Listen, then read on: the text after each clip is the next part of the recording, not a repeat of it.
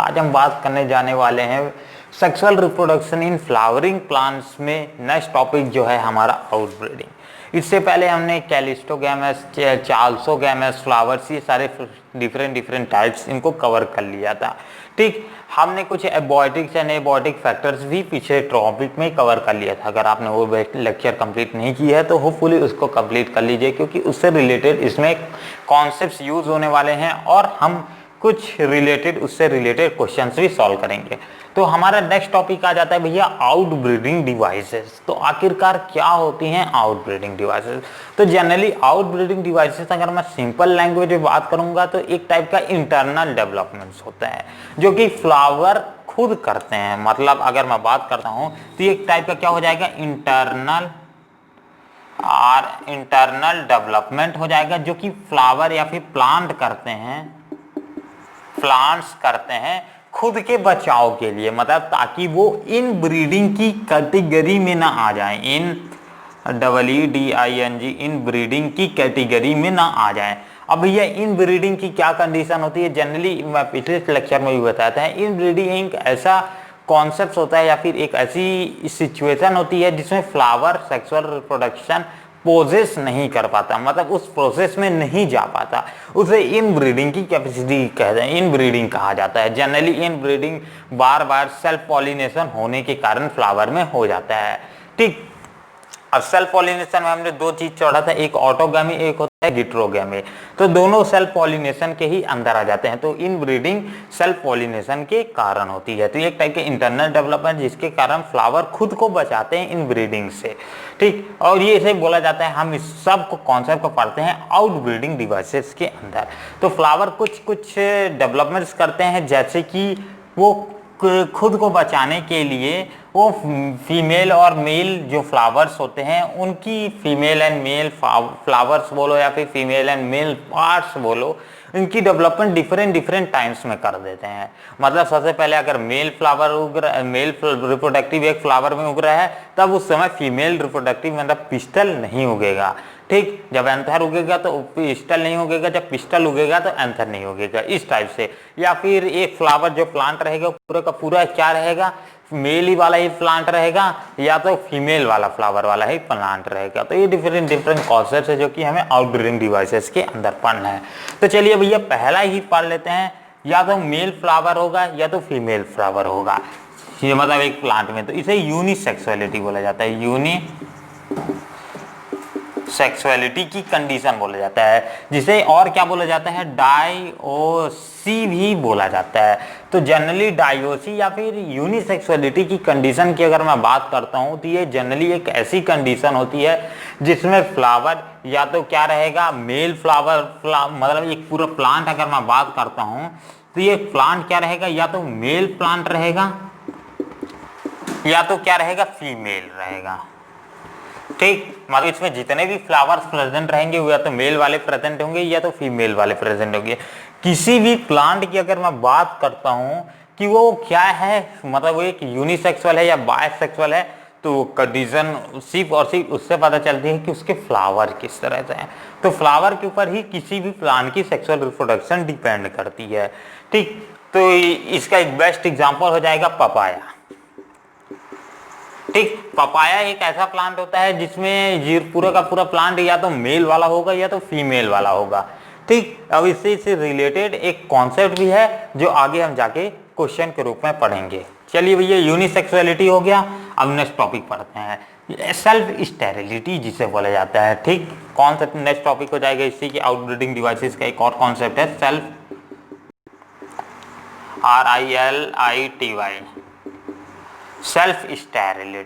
Self sterility या फिर infertility नहीं बोल सकते, सेल्फ स्टेरिलिटी या फिर इनएबिलिटी बोल सकते हैं इसे कॉन्सेप्ट को। तो इस कंडीशन में हो जा गया है, इस कंडीशन में अगर पॉलन ग्रेन खुद के ही प्लांट के किसी फ्लावर से आ रहा है या फिर सेम फ्लावर से आ रहा है, तो उस कंडीशन में रिप्रोडक्शन यानी पॉलिनेशन ना होने वाला है भैया। पॉलिनेशन अगर वो पॉलन ग्रेन वहां से क्या स्टिग्मा तक पहुंच भी गया, अगर स्टिग्मा तक वो पॉलन ग्रेन पहुंच भी गया तो वो क्या होने नहीं वाला है। अगर यहाँ पॉलन ग्रेन पहुंच गया, पॉलन ग्रेन अगर फॉल भी हो गया तो ये पॉलिनेशन होगा ही नहीं, मतलब पॉलन ट्यूब की फॉर्मेशन होने ही से ही रही, क्योंकि प्लांट रिकॉग्नाइज कर लेता है या फिर फ्लावर रिकॉग्नाइज कर लेता है, हाँ भैया ये पॉलन ग्रेन जो गिरा है वो मेरे ही प्लांट का है, तो ये खुद को इन ब्रीडिंग की कंडीशन में ना लाऊं, इसीलिए क्या कर देता है, रिकॉग्नाइज करके उसे रिजेक्ट कर देता है। ठीक, तो ये हो जाएगा सेल्फ स्टेरिलिटी या फिर इनएबिलिटी, इस कॉन्सेप्ट को बोल सकते हैं। अब नेक्स्ट टॉपिक आता है हमारा इसी में, ये या तो आप रिप्रोडक्शन मतलब सॉरी फ्लावरिंग की डेवलपमेंट के केस में पढ़ते हैं दो कॉन्सेप्ट जो कि बहुत ज़्यादा इंपॉर्टेंट है। एक होता है हमारा प्रोटेंडरी टेंड्राई बोला जाता है जिसे प्रोटेंड्राई, और दूसरा होता है प्रोटाजीवाई प्रोटागाइन बोला जाता है जिसे। अब ये दोनों कॉन्सेप्ट हैं क्या, इन सबको सबसे पहले रिलेट कर लेते हैं, इसके बाद किस तरह से इनका मैकेनिज्म होता है उसको भी समझ लेते हैं। जो प्रोटेंड्राई होता है इसमें मेल और इसमें क्या आता है, फीमेल। ठीक, जो प्रोटेंड्राई होता है उसमें जो मेल रिप्रोडक्टिव यूनिट होता है यानी एंथर, उसकी डेवलपमेंट सबसे पहले हो जाती है। अगर एक हमारे पास क्या है, एक फ्लावर मान लो दिया गया है हमारे पास इस तरह से, ठीक, इस तरह से एक फ्लावर दिया गया है।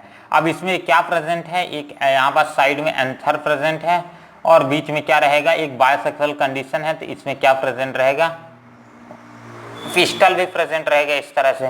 ठीक, तो ये मैं बना दिया एक बायसेक्सुअल कंडीशन की कंडीशन हो जाएगी फ्लावर की कंडीशन। ये हो जाएगा भैया एंथर, ये वो क्या हो जाएगा,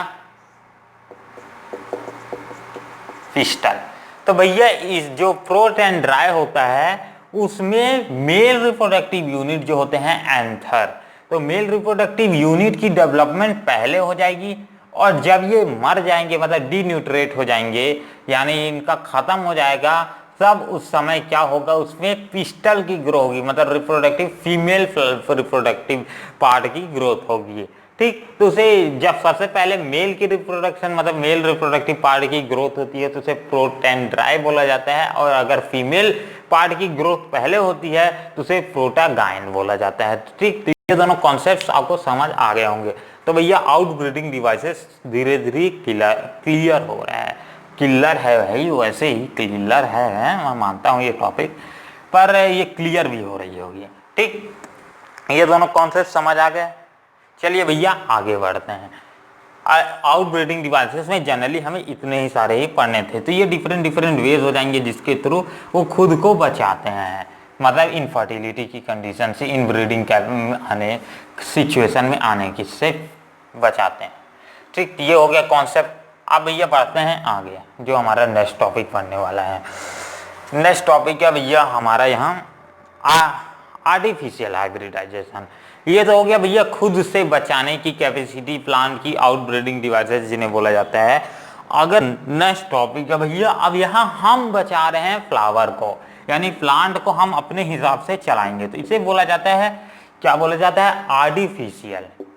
आर्टिफिशियल मतलब जो प्लांट खुद नहीं कर रहे हैं, ह्यूमन द्वारा होता है। Artificial hybridisation, HYBRIDISATION, hybridisation. तो भैया आर्टिफिशियल हाइब्रिडाइजेशन कौन से कॉन्सेप्ट होते हैं, तो जनरली इस कॉन्सेप्ट को समझने के लिए सबसे पहले आप क्या कीजिए, माइंड को क्लियर कीजिए थोड़ा सा और शांत बैठिए। चलिए भैया आर्टिफिशियल हाइब्रिडाइजेशन कौन से, आर्टिफिशियल हाइब्रिडाइजेशन वो एक टाइप का कॉन्सेप्ट है जिसमें हम फ्लावर या फिर प्लांट को बचाते हैं इनब्रीडिंग कैटेगरी में आने से पहले। मतलब अगर कोई प्लांट हमारे पास है वो इनब्रीडिंग उसमें ना हो जाए, इससे बचाने के लिए यानी सेल्फ पॉलिनेशन से बचाने के लिए उसे हम क्या करते हैं, उसमें कुछ चेंजेस करते हैं। ठीक, तो उसे क्या बोला जाता है, आर्टिफिशियल हाइब्रिडाइजेशन। तो इसमें जनरली हम दो मेथड्स को अपनाते हैं आर्टिफिशियल हाइब्रिडाइजेशन करने के लिए। पहला तो एक होता है इमास्किफिकेशन, ठीक, EMUSCLUATION,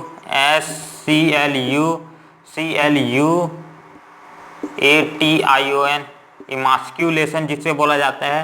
और दूसरा होता है हमारा बैगिंग।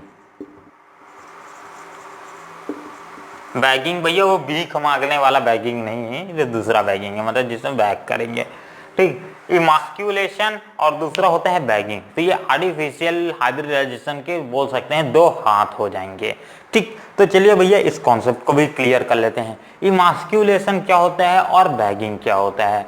जनरली इमास्क्यूलेशन आप अपने स्क्रीन में भी देख पा रहे होंगे, हम क्या करते हैं, एक फोर्स कैप लेते हैं, फोर्स कैप मतलब एक टाइप का पिन टाइप का रहता है, उसके मदद से हम क्या कर देते हैं, एंथर जो हमारे फ्लावर्स में प्रेजेंट रहेंगे उसको क्या कर देते हैं, हम रिमूव कर देते हैं, यानी कट करके हटा देते हैं, ठीक। ताकि ये हमारे वो जो फ्लावर्स रहेंगे, यानी जो हमारे पॉलन ग्रेन्स जो इन फ्लावर्स निकलने वाला है वो कहीं सेल्फ पॉलिनेशन ना करवा दे, इसीलिए जितने भी फ्लावर रहेंगे उसके जितने भी एंथर रहेंगे उसको cut cut cut cut cut कर देंगे, मतलब हटा देंगे, ठीक।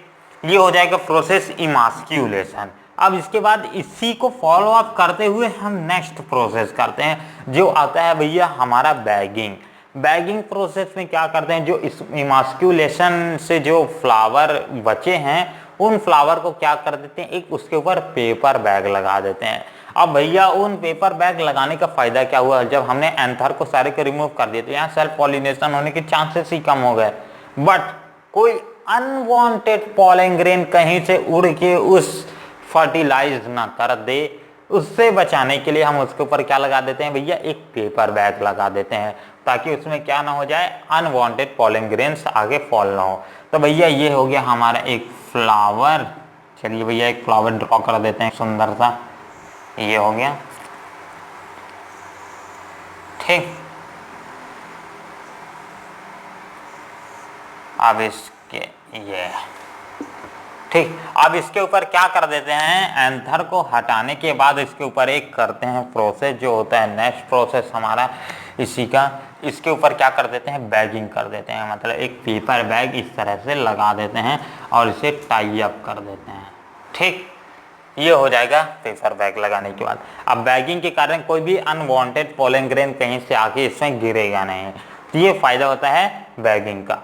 अब इसके बाद हम क्या करते हैं, आर्टिफिशियल हाइब्रिडाइजेशन में जो हम पॉलन बैंक में जो हमारे पास स्टोर्ड पॉलन ग्रेन्स है या फिर जो हमें डिजायर्ड पॉलन ग्रेन्स कहीं से लाए हैं या फिर किसी दूसरे प्लांट से लेके पॉलन ग्रेन्स आ रहा हूं और उस क्या कर दूंगा, उस पॉलन ग्रेन को इसके स्टेग्मा पे गिरा दूंगा और जिसके कारण हमारा भैया पॉलिनेशन हो जाएगा और पॉलिनेशन से भैया हमारा pollen grain pollen tube formation होगा, पॉलन ट्यूब से जनरली यहाँ फर्टिलाइजेशन प्रोसेस पूरा का पूरा कंप्लीट हो जाएगा। तो ये भैया हो जाता है आर्टिफिशियल हाइब्रिडाइजेशन।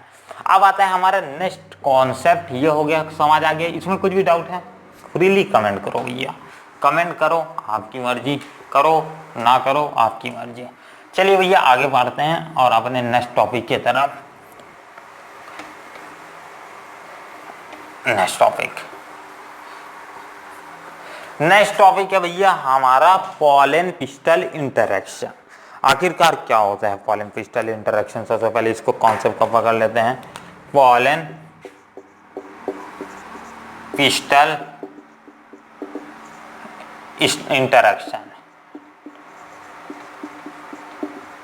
ठीक। तो नेक्स्ट टॉपिक आ जाएगा हमारा पॉलन पिस्टल इंटरेक्शन। तो जनरली पॉलन पिस्टल इंटरेक्शंस क्या, कौन से पॉलन पिस्टल मतलब पॉलन यानी समझ आ रहा है पॉलन ग्रेन, पिस्टल यानी समझ आ रहा है फीमेल रिप्रोडक्टिव यूनिट। तो भैया जब हमारे पॉलन ग्रेन्स पिस्टल के ऊपर गिरेंगे, पिस्टल के एक रिप्रोडक्टिव यूनिट्स के ऊपर गिरेंगे जो कि बाहर का एक बाइलूब्ड स्ट्रक्चर टाइप का रहता है, उसके ऊपर गिरेंगे पॉलन ग्रेन्स, इसे पॉलन पिस्टल इंटरेक्शन बोल सकते हैं जनरली। अब ये पॉलन ग्रेन्स जैसे ही इसमें गिरेंगे तो इनके बीच में केमिकल रिएक्शंस होती है भैया, ये डायरेक्टली पॉलन ग्रेन्स कोई भी अंदर नहीं जाएगा, यहाँ केमिकल रिएक्शन हो जाएगी होगी और वही पॉलन ग्रेन पहुंच पाएंगे पूरे के पूरे मतलब ओवरी तक यानी ओव्यूल्स तक, जो कि सक्सेसफुली पॉलन ट्यूब की फॉर्मेशन कर लेते हैं, ठीक। तो वही मतलब वही फाइटर वहां तक पहुंच पाएगा क्योंकि जो हमारे इन सब से कंपीट करते हुए एक वेल फर्टिलाइज्ड या फिर बोल सकते हैं वेल सेटिस्फाइड क्या बना लेगा, एक पॉलन ट्यूब बना लेता है, ठीक, जो कि जम्पोर से निकलता है। ये कॉन्सेप्ट हमने पहले से स्टडी कर चुकी है। चलिए भैया, पॉलन पिस्टल इंटरेक्शन हो गया। अब पॉलन पिस्टल इंटरेक्शन में जनरली यही कॉन्सेप्ट पकड़ना था कि पॉलन स्टिग्मा के ऊपर गिरेगा और वहां से वो कहाँ तक पहुंचेगा, ओवरी तक पहुंचेगा। अब यहीं पर से ओवरी में जहां पहुंचने से पहले ही नेक्स्ट टॉपिक हमारा स्टार्ट हो जाएगा, जो कि है हमारा डबल फर्टिलाइजेशन। ठीक, डबल फर्टिलाइजेशन कंप्लीट करते हैं, इसके बाद क्वेश्चन कंप्लीट करते हैं और ये फाइनली ये लेक्चर कंप्लीट हो जाएगा। ठीक, डबल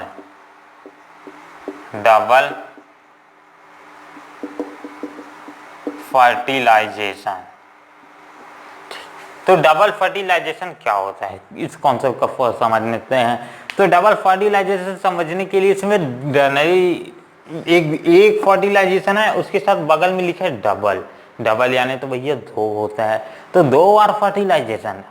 इंसान में तो एक ही फर्टिलाइजेशन सुना था, ये 2 फर्टिलाइजेशन क्या है? हाँ भैया, यही तो कॉन्सेप्ट यहाँ प्लांट्स में चेंज हो जाएगा, जो है डबल फर्टिलाइजेशन का कॉन्सेप्ट, जो ह्यूमंस या फिर किसी भी एनिमल में एप्लीकेबल नहीं होता, एक्सेप्ट प्लांट के में ही सिर्फ ये प्रोसेस होगा। हमारे में सिर्फ फर्टिलाइजेशन होगा, इनमें डबल फर्टिलाइजेशन होगा, एक बार में 2 फर्टिलाइजेशन। चलिए भैया, इस पूरे कॉन्सेप्ट को समझने से पहले मैं क्या ड्रॉ कर लेता हूँ, एक सुंदर सा डायग्राम, जो कि आपको समझने में काफी मददगार होगा।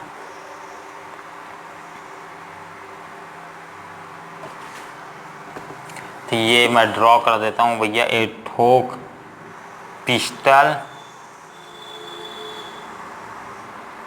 ठीक।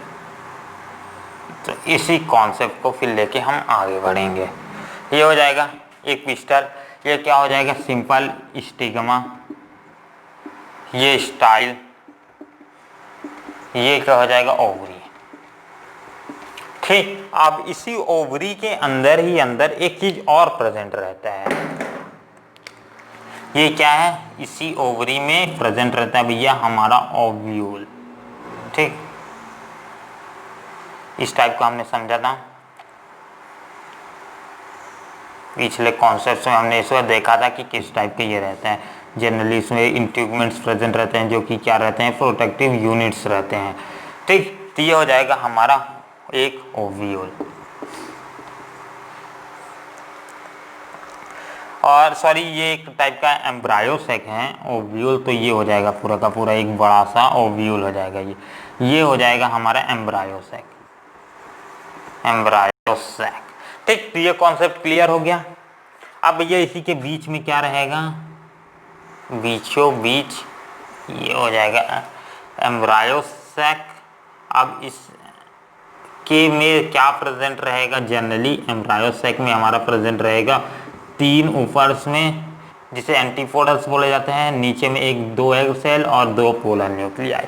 ये एक बड़ा सा है। अब इसी को मैं मैग्नीफाई करके क्या बना देता हूँ, यहाँ बना देता हूँ इमेज को, ताकि ज़्यादा क्लियरिटी आ जाए।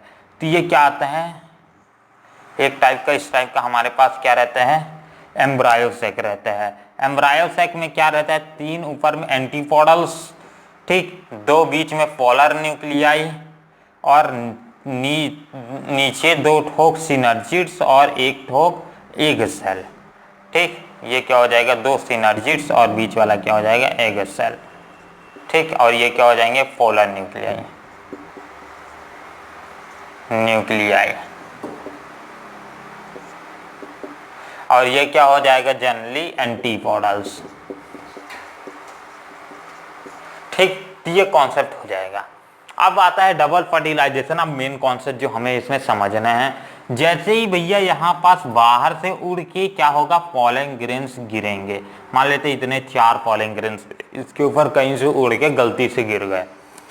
अब इसमें क्या होगी, केमिकल रिएक्शन होगी। क्या होगा, फर्स्ट स्टेप केमिकल रिएक्शन होगी। अब इस केमिकल रिएक्शन में वही सक्सेसफुल होगा जो कि जर्म पोर के थ्रू अपना पॉलन ट्यूब फॉर्मेशन कर लेता है। मान लेते हैं इसका पॉलन ट्यूब सिर्फ यहीं तक फॉर्म होता है, दूसरे का पॉलन ट्यूब सिर्फ और सिर्फ यहाँ तक फॉर्म होता है, तीसरे का पॉलन ट्यूब मान लेते हैं थोड़ा दूर तक गया पर वो भी लुल हो गया, चौथा पॉलन ट्यूब पूरा का पूरा फॉर्म कर लिया। भैया वही यहां तक पहुंचे पाएगा जो कि असली मर्द होगा। अब ये भैया जा रहे हैं जा रहे हैं जा रहे हैं जा रहे हैं और ये आया कॉन्सेप्ट यहाँ। अब ये आ रहे हैं पॉलन ट्यूब, मैं बना देता हूँ भैया, पॉलन ट्यूब तो दो ही रहे। अब ये गिरेगा ऐसे इस टाइप से, ठीक। अब ये जो नीचे वाला इंड रहता है इसे क्या बोला जाता है, मैंने पहले ही बताया था, इसे क्या बोला जाता है, कौन बता सकता है? हाँ भैया, micropyle, MYCROPYLE, micropyle, micropylar end बोला जाता है जनरली। उसके ऊपर में जो रहता है अपोजिट उसे चार्ल्स बोला जाता है। चार्ल्स में दो इंटीग्यूमेंट्स एब्सेंट रहते हैं, ठीक। मतलब सिर्फ आउटर इंटीग्यूमेंट्स, आउटर जो ही फर्निकल्स रहेगा, इलियम रहता है वो प्रेजेंट रहता है, बट उसके बाद जो लेयर्स रहती है ऊपर में प्रेजेंट नहीं रहता। वो कॉन्सेप्ट हमें यहाँ नहीं समझना है। चलिए भैया, ये जो पॉलन ट्यूब था वो हमारा ट्रेवल करते करते हुए क्या करेगा, माइक्रोपाइलर इंड। अब भैया यही कॉन्सेप्ट आता है कि माइक्रोपाइलर इंड ओपन क्यों था। भैया इसीलिए ओपन था क्योंकि यहाँ से हमारा पॉलन ट्यूब जो फॉर्मेशन हुआ, पॉलन ट्यूब ये अंदर आ सके इसलिए। अब ये अंदर आ गया भैया, इतनी मेहनत करके अब यहाँ अंदर भी जंग करेगा तो मजा नहीं आएगा, तो ये क्या आ जाएगा, यहाँ अंदर चल देगा। अब ये इन सबको मोटिवेट क्या करता है भैया, ये कहीं पास भी यहाँ खो भी सकता था, इतना ज्यादा जगह था। तो भैया जो सिनर्जिस्ट होते हैं वो हमारे एक टाइप के मैप रोटेटर्स टाइप का काम करते हैं। मतलब वो इंडिकेट करेगा भैया कि हाँ भैया पॉलन ट्यूब आ रहा है, हाँ ठीक है, इस डायरेक्शन से आना, इस डायरेक्शन से आना है, इस डायरेक्शन से आना है, इस डायरेक्शन से आना है। मतलब एक टाइप का रोड कॉन्ट्रैक्टर की तरह वो काम करेगा भैया कि हाँ यहाँ से बनाना है रोड और वहाँ आगे तक एंड करना है। तो ये सिनर्जिस्ट जो होते हैं वो पॉलन ट्यूब को क्या देते हैं, रास्ता बताते हैं भैया कि आपको यहाँ रास्ता बनाना है। तो पॉलन ट्यूब क्या करता है, रास्ता बना देता है भैया। और ये कहाँ जाके एंड होंगे, ये हमारे एंड होते हैं, ये जो हमारे पास दो ठोक सिनर्जिस्ट रहते हैं, ठीक। यहां जाके एंड हो जाएगा और यहीं इसी में ही अब क्या होगा, अब इसके अंदर जो हमने दो कॉन्सेप्ट पढ़े थे, एक पढ़ा था वेजिटेटिव सेल, दूसरा होता है जनरेटिव सेल। एक पॉलन ग्रेन के अंदर दो टाइप के सेल्स प्रेजेंट होते हैं जो हमने पिछले लेक्चर में कंप्लीट कर लिया था। ये दो, एक होता है वेजिटेटिव सेल, दूसरा होता है जनरेटिव सेल। तो जनरली क्या होगा, जो हमारा वेजिटेटिव सेल्स रहता है वो लार्ज इन साइटोप्लाज्म रहता है और जो हमारा जनरेटिव सेल्स होता है वो दो मेल गैमेट्स प्रोड्यूस करता है। अब वही दो मेल गैमेट्स की हमें जरूरत है और वेजिटेटिव सेल तो सिर्फ इतना काम करेगा कि वो क्या करेगा, जब फर्टिलाइजेशन होते रहेगा तो समझो एनर्जी की जरूरत पड़ेगी, यानी फूड न्यूट्रिएंट्स की जरूरत पड़ेगी, वो भागा भाग पहुंचाएगा, उसे देगा, ठीक। तो यहाँ पास क्या करेंगे, दो जैसे ये पॉलन ट्यूब फॉर्मेशन होती है तो इसी प्रोसेस में ही हमारे जनरेटिव सेल्स दो पार्ट्स में डिवाइड हो जाते हैं, दो मेल गैमेट्स में डिवाइड हो जाते हैं माइटोटिक डिवीजन करके, ठीक। और ये क्या हो जाएगा, अंदर जाते जाते जाते जाते जाते जाते भैया यहाँ हमारे क्या पहुंच गए, इन दोनों में से किसी एक जो रहेगा, किसी भी एक सिनर्जिस्ट में हमारा पॉलन ग्रेन पॉलन ट्यूब आके एंड होगा, या तो इसमें या तो इसमें। अब भैया उसमें कंफर्म नहीं रहता कि इसमें आएगा जनरली, ठीक। अब ये आके यहाँ एंड होगा तो सबसे पहले जो यहाँ पास दो मेल गैमेट्स प्रेजेंट है, हमारे पास कितने हैं, दो मेल गैमेट है, ठीक। हैप्लॉइड मेल गैमेट है बोलेंगे, सिंपल कैलकुलेटेड वैल्यूज यूज करो ताकि ज्यादा वैल्यूड लगे। एक है, दो हैप्लॉइड मेल गैमेट्स हैं, ठीक। इन दोनों हैप्लॉइड मेल गैमेट्स में से एक मेल गैमेट सबसे पहले क्या करेगा, एक सेल के साथ फर्टिलाइज कर जाएगा। मतलब इसके साथ इसका कॉन्सेप्ट तो क्लियर हो गया, मतलब इसके साथ फर्टिलाइज करके क्या फॉर्मेशन कर लेगा, जाइगोट, ठीक। और इसी को क्या बोला जाता है, सैंगैमी बोला जाता है। क्या बोला जाता है इस कॉन्सेप्ट को, जो पहला फर्टिलाइजेशन हुआ इसे NGAMY सैंगैमी बोला जाता है, ठीक। जब हमारा एक सेल के साथ एक हैप्लॉइड मेल गैमेट फर्टिलाइज्ड करेगा तो उस प्रोसेस को बोला जाता है सैंगैमी। और दूसरा यहाँ पास जो मेल गैमेट है वो जाके किसके साथ फर्टिलाइज्ड कर जाएगा, पोलर न्यूक्लियाई के साथ, ठीक। तो पोलर न्यूक्लियाई का भी केस कंप्लीट। तो इस प्रोसेस को बोला जाता है TRIPLE ट्रिपल पेन, भैया लिखने वाला पेन नहीं, प्राइमरी एंडोस्पर्मिक न्यूक्लियस, ठीक, ट्रिप्लॉइड प्राइमरी एंडोस्पर्मिक न्यूक्लियस। तो ये दोनों प्रोसेस होता है और ये दोनों प्रोसेस जनरली एक साथ होते हैं। अब ये यहाँ पर बोला तो जाता है, जनरली लिखा जाता है आपके किताब में एक साथ होते हैं, बट ये एक साथ नहीं होता है। यहाँ पर थोड़ा सा कॉन्सेप्ट अलग है। जब आप आगे जाके हायर स्टडीज करोगे तो आप जानोगे ये जो पहला मेल गैमेट है वो एक सेल के साथ सबसे पहले रिएक्ट कर जाता है, मतलब फर्टिलाइज कर जाता है, और इसके बाद तुरंत उसी के फर्टिलाइजेशन के जस्ट बाद वो फर्टिलाइजेशन जो सेकेंड फर्टिलाइजेशन है जो पोलर न्यूक्लियाई के साथ होगा वो इतना फास्ट होता है कि हमें ऐसा लगता है कि दोनों एक साथ हो रहा है, बट सबसे पहले ये फर्टिलाइज करता है फिर पोलर न्यूक्लियाई। ठीक, तो आपको लिखना क्या है एग्जाम में भैया, एक साथ दोनों फर्टिलाइज करते हैं, बट कॉन्सेप्ट आपको समझ के रखना है हायर स्टडीज के लिए कि अलग अलग होता है। टाइम इंटरवल दोनों के बीच थोड़ा बहुत तो रहता ही है भैया। ठीक, अब पहला प्रोसेस हुआ सैंगैमी, दूसरा हुआ ट्रिप्लॉइड फ्यूजन। अगर इन दोनों कॉन्सेप्ट को एक साथ कर दिया जाता है तो ये बन जाता है भैया हमारा डबल फर्टिलाइजेशन, मतलब ऐसा प्रोसेस जिसमें सैंगैमी और ट्रिपल फ्यूजन जिसे बोला जाता है, ट्रिपल प्राइमरी एंडोस्पर्मिक न्यूक्लियस जिसे बोला जाता है, यानी ट्रिपल फ्यूजन, वो दोनों एक साथ हो तो उसे क्या बोला जाता है, double fertilization. So double fertilization is generally process in which Sangami and triple fusion, triple fusion क्या होगा, Sangami and triple fusion happens together. तो उसे क्या बोला जाता है, प्रोसेस को क्या बोला जाता है, फर्टिलाइजेशन, डबल फर्टिलाइजेशन, जो कि हम प्लांट्स के केसेस में पढ़ते हैं।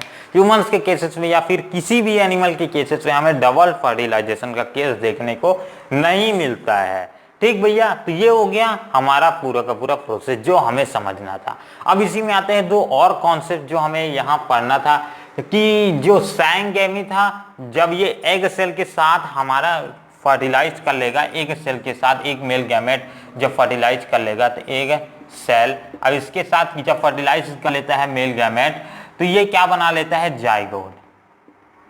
ठीक, और दूसरे बारे में जो ट्रिपल फ्यूजन रहता है जिसमें triploid primary endospermic nucleus formation होता है, इसे ट्रिपल फ्यूजन बोला जाता है। क्या बोला जाता है, ट्रिपल फ्यूजन। ठीक, दो पोलर न्यूक्लियाई और एक मेल गैमेट, तो ये तीन लोग हो गए, तीनों का एक साथ झगड़ा होगा और इनके इस भैया फर्टिलाइजेशन होगा और इस प्रोसेस को क्या बोला जाता है, ट्रिपल फ्यूजन बोला जाता है।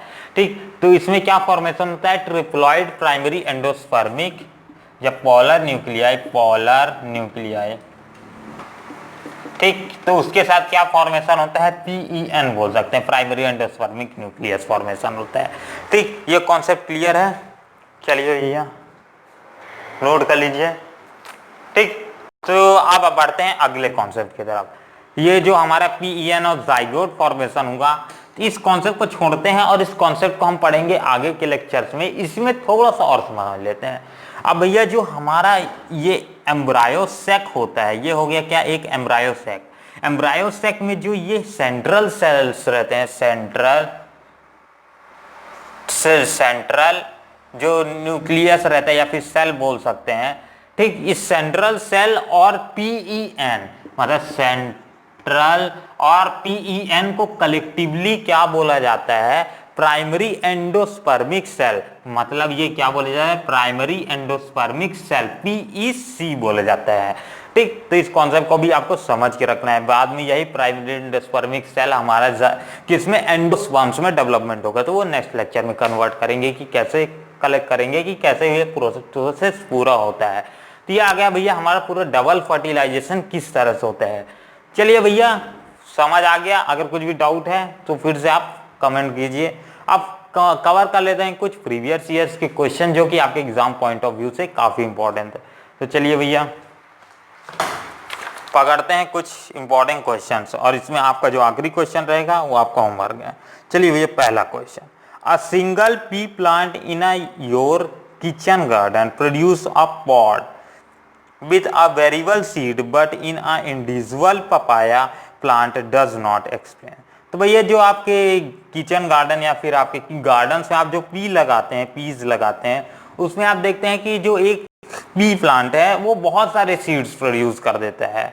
ठीक, वहां मतलब बहुत ज्यादा जो उसका फर्टिलाइजेशन होता है और उसकी प्रोडक्शन होती है वो एज कंपेयर टू पपाया बहुत ज्यादा हाई रहती है एक इंडिविजुअल पपाया के मुकाबले। मतलब एक अगर पी प्लांट की बात करूंगा तो एक पी प्लांट करीबन 10-12 किलो प्रोड्यूस कर देगा आपका पीस, और वहीं अगर मैं एक पपाया की बात करूंगा तो जनरली वो 2 से 3 पपाया ही प्रोड्यूस करेगा इस साइज से। तो भैया इस कॉन्सेप्ट क्या ऐसा क्यों होता है? तो जनरली यहाँ दो कॉन्सेप्ट आपको जो मैं पहले ही बता चुका हूँ उसी से रिलेटेड है। जो हमारा पी प्लांट्स रहता है जनरली उसमें सेल्फ पॉलिनेशन और क्रॉस पॉलिनेशन दोनों होते हैं। ठीक, जनरली सेल्फ पॉलिनेशन ज्यादा होता है पीस प्लांट्स में, इसीलिए उसमें ज्यादातर चांसेस रहते हैं फर्टिलाइजेशन के। ठीक, क्योंकि दोनों कोर्सेस से कर सकते हैं। और अगर इसमें बात करता हूं तो इसमें सिर्फ और सिर्फ क्रॉस पॉलिनेशन होता है। जो पपाया प्लांट्स रहते हैं जनरली उनमें या तो एक प्लांट क्या रहेगा मेल वाला रहेगा या तो प्लांट फीमेल वाला रहेगा, तो वहाँ जनरली दोनों में चांसेस सिर्फ रहते हैं क्रॉस पॉलिनेशन। तो क्रॉस पॉलिनेशन बहुत कम होने के चांसेस रहते हैं क्योंकि इतना छोटा सा ही भैया स्टिग्मा और इतना बड़ा इन्वायरमेंट, अब पॉलन ग्रेन गिरेंगे भी तो बहुत कम चांसेस है कि इतने छोटे से वॉल्यूम में गिर सके। ठीक, तो यह हो गया कॉन्सेप्ट। तो इसीलिए जो पी प्लांट रहते हैं वो जो हाईली प्रोडक्शन शो करते हैं as compared to papaya. Next question, what is the function of synergist and micropyle? अब भैया जो सिनर्जिस्ट रहते हैं और माइक्रोपाइल इंड्स रहते हैं उनका क्या वर्क रहता है?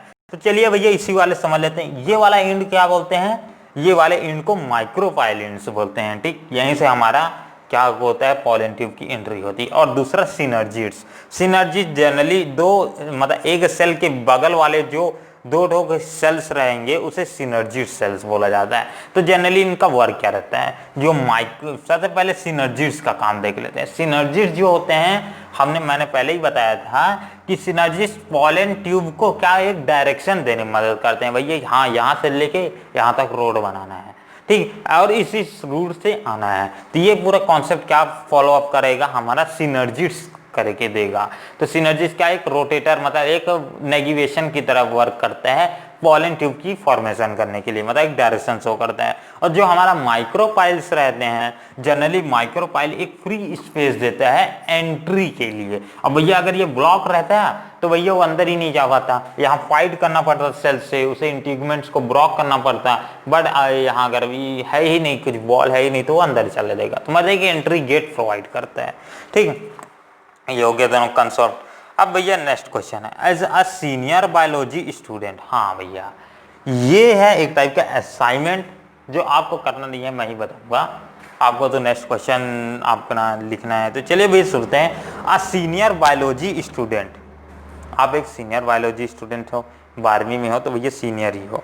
You have been asked to demonstrate to the student of a secondary level in your school the procedure and cell ensure cross pollination in hermaphrodites flowers.